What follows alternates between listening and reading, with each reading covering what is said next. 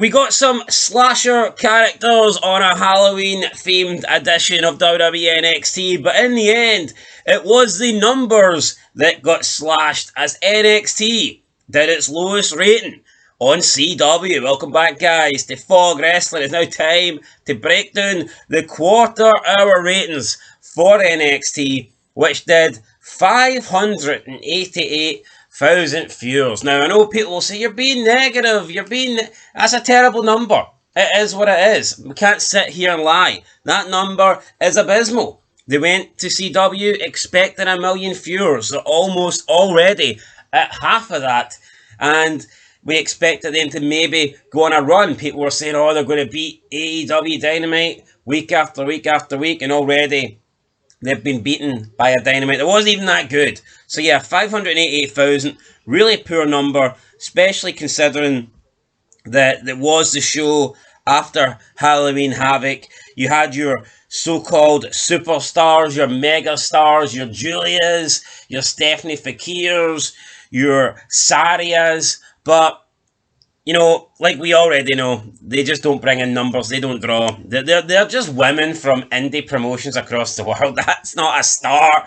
These are people that haven't even been good enough or haven't made it to the WWE yet. How can they be stars? They're unknown. People want to complain. People say that these are megastars and then complain that we don't know them.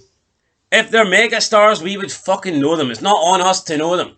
If you're a megastar, then people know you. The fact that we don't know who these people were is because they're not megastars. Simple as that.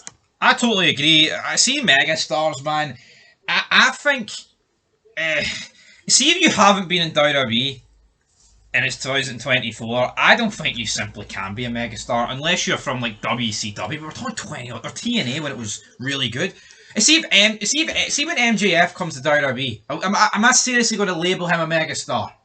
No, I'm not going to fucking label him a megastar. No, but I'll say he's a bigger star. Oh no, he's a bigger star than them. Don't get it twisted. But it's like seeing like in the Ruthless Aggression when they started bringing like Goldberg in, and you know they brought in the NWO at the start of like 2002. That's megastars, right, folks? That's real fucking stars. You know, guys actually had the Time Turner contracts and were able to sit on their arse getting paid to do fuck all. That's the sort of guys that can negotiate those sort of contracts. See if you can get paid to sit at home, then you're doing pretty well. You know, obviously Tony Khan's got the money to pay these guys to sit at home, but see, at the end of the day, wrestling hasn't created megastars in well over a decade. It is what it is. Aye. I mean, people can talk about Roman Reigns that, and the bloodline. They're the close. Roman Reigns is the closest thing to a megastar that WWE's created in the near past, whatever. If these were truly megastars, do you think they're going to debut on fucking Shawn Michaels' wonky eye, shitey third brand promotion? Yeah, just think about it. If they're megastars, they're going straight to Raw and SmackDown. Yo, I get it. Samoa Joe, James Storm, people like that debuted on NXT. But they weren't megastars. Yeah, that's the thing. But they're way. Samoa Joe is light years clear of these people. Yeah, but they're well more known than like. I don't even like the guy, but Kenny Omega, man, I heard that name getting tossed around for years and years and years. Yep. Even before I first seen the guy, I knew the name. Aye. No, of course you know the name, but... I mean, Kenny Omega, before he went to AEW, was way bigger than these people. I'd only heard of Stephanie Fakir because she had that match against Mercedes Moné at Forbidden Door. And then that was it. After that, went off the radar. Yep. As for Julia... Well, you know what, I'll be honest, I think Julia appeared in the crowd, and that's the only time I'd seen her. I think I had heard of Stephanie Fakir and Julia. I'd never heard of this Saria person. No. No idea who Saria is. Now, after seeing them, I do recognise them because I remember seeing an image like a year ago and they were rumoured to be going to WWE, and my initial thought was, this looks like a Australian, roided up Jordan Grace. And I remember thinking that. But as for the name, didn't know they were called Saria. If you said Saria, I would not have knew who it was. Just simply remember seeing an article about this person, and they kind of stood out just because they looked like this freak show. Yeah, no, I know they do look like a freak show, but there's no megastars on NXT, folks. Yeah, if you're on NXT, you're not a megastar. If WWE, I know Triple H doesn't really care about ratings, right? But let's be honest, see if they had megastars, they're not going to be on NXT. No, they're not. Anyway, let's get into NXT. There's a reason why CM Punk, Cena, and Taker make like the one-off appearance in NXT and don't fucking stay there. See next year, is John Cena coming back to spend 12 months on NXT? Or is he going to spend 12 months at the fucking top of the card on the main roster? He'll be on Netflix. That'll be the A show, and that's where the megastars will be. Yeah. Anyway, quarter one, 8 o'clock, 8:15, Halloween Havoc recap. Tatum Paxley backstage. Wendy Chu versus Paxley. This got 599,000 views. So that's what we kick off there. Not even getting 600k in the opening quarter. What did you rate this NXT, by the way? I think I gave it a 2 out of 10. Well, see, I pretty much said I gave the first two NXTs 5 out of 10s. And I think since then you've been giving them 2 out of 10s. I think I gave one a 3, but yeah, I mean... Now maybe people saying, all you do is hating wrestling. I mean, I don't. I actually said I think NXT was decent the first few weeks on the C Network. Yeah, I addressed that. But look at the ratings. You gave them 2 5s, the ratings were good. The ratings go down, and the shows are shit. Is it a coincidence? Could be a correlation there. There could be a correlation there.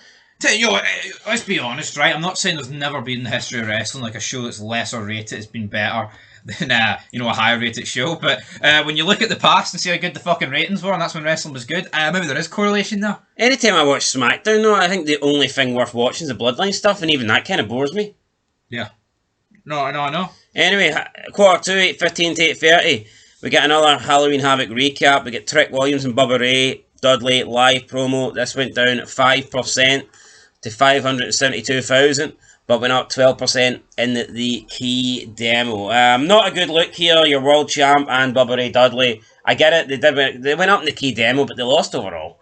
Bubba Ray Dudley. Yeah, not good. Not going to make excuses here for I Bubba wonder Ray. if was Sheldon Cooper the babyface hero in quarter one potentially. That's just not good enough. No, it ain't. But yo, I love the Dudleys, right? But they were never draws, were they? But see Bubba Ray, right, appearing as like a backstage guy, that's never going to draw. No. I mean, even the biggest stars, right, it helps if you're there in an actual fucking capacity.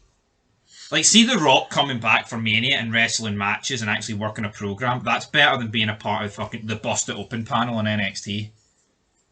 Yeah, all Billy Ray's best work as a singles guy came after WWE anyway. So, Billy Ray, Aces and Eights. Yeah. Quarter three, 8:30 to 8:45 p.m. We get Ava Rain, Rob Van Dam, Kalani Jordan, Nikita Lyons backstage. We got Shawn Spears and Brooks Jensen and the family backstage. Then we got Charlie Dempsey versus Lexis King.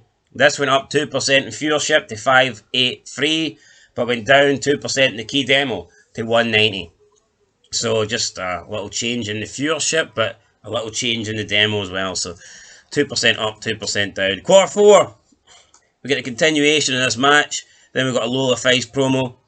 This went down 1% in the viewership to 576, but went down 8% in the key demo to 175. Not good. Then we go to quarter five, 9 o'clock to 9:15. We got Saria versus Brindley Reese. Post match with Roxanne Perez, Cora Jade, Fatal Influence, Julia, Stephanie Fakir, Kalani Jordan, and Jordan Grace. And then after that, we got Nikita Lyons versus Kalani Jordan. This went up 10% to 634,000 and up 12% in the key demo to 196,000. Both the highest viewership for the quarter five for viewership and for key demo. So, I mean, there you go. It did have all the women in it, but again, it is quarter five, so I kind of expect it to go up top of the hour, all that stuff. Yeah, quarter five, it always does. I mean, if you want a good trend for every wrestling like show in 2024, quarter five is normally the best, or at least a trend of green.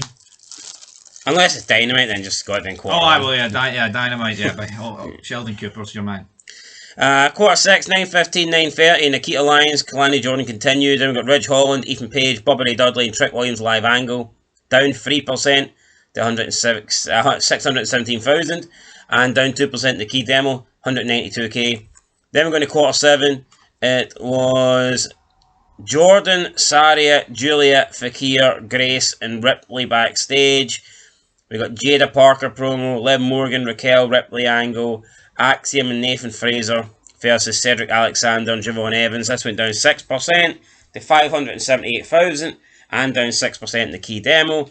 And then we go into the main event, quarter 8, Axiom and Nathan Fraser versus Cedric Alexander and Javon Evans for the tag team titles, where Wes Lee backstage promo at the end, a backstage angle. This went down 5% in viewership to 547 and 8% in the key demo to 167,000, and it was the lowest quarter in terms of both viewership and key demo. So they saved the worst for last. Quarter 8 bringing in the lowest numbers. Am I surprised? Axiom and Fraser versus Cedric Alexander and Javon Evans. Am I surprised that did the lowest numbers of the night? Absolutely fucking not. And you put that in your main event slot and you're asking for and it's so sad, man. When wrestling was good, it was main eventers in the main event spot and the numbers did not go down. And then this is another funny thing, right? We've apparently got 3 megastars on this show, but Nathan Fraser fucking triumphs him. The soccer player. The guy that did a bunch of failed overhead kicks in a fucking vignette. Come on. There's no such thing as a megastar these days, and the shit has held up belong on these waters. Yeah, all the megastars have left wrestling. The only megastar in NXT is the guy booking it. And he's been fucking retired 15 years. And he was never even... and I love Shawn Michaels, but was he a megastar? Greatest wrestler, I think, of all time. But he wasn't a megastar. But he wasn't a Hogan, he wasn't an Austin, he wasn't a Rock. Yeah, it's that simple.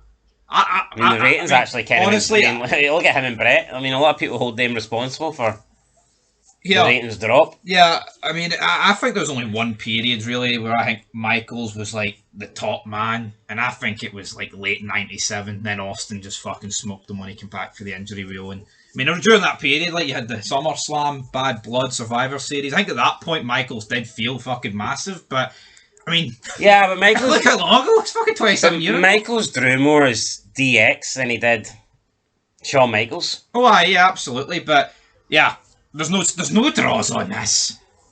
There's no draws on any wrestling, man. No. Well, look at the state of Crown Jewel. Roman Reigns, he kicked off the show and it had a stinker. Oh, but I'm supposed to get down on my hands and knees and fuck. The entrances were longer than the match. Yeah, anyway guys, that is it. If you think we're over, if you think all we do is complain and we're negative, then that's actually not true. You can check out the older reviews that we do on this channel. Currently reviewing the Ruthless Aggression era. We always give that positive stuff, especially Raw. Always raving about that. Normally give it a 7, 8, 9 out of 10 every week. SmackDown we don't enjoy as much, but we still think it's, you know, pretty good. Still fucking shits over this. Yeah, TNA we enjoy that. We always think that TNA is normally decent. You know, sometimes we think it'll be good. We're watching ECW in 2008, albeit we don't think it's that great, but nobody else really did either, so we're not really alone in that. And yeah, maybe we'll do some more.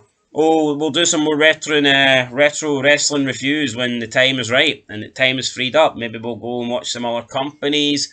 Yeah, that's actually something we might do. If there's other companies out there, whether it be retro or current, let us know down below. Actually, I'll put a poll up.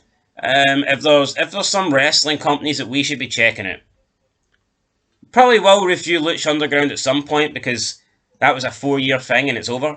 And I think it was pretty decent from what I remember, so might be worth reviewing that. But yeah, if there's a promotion out there worth watching, then let us know. But honestly, don't be commenting Ring of Honor or New Japan Pro fucking Wrestling or AAA. Ring of Honor. That shite won't be getting watched. Ring of Honor. Anyway, that's it. And you know what? New Japan's lost pretty much anyone who was relevant.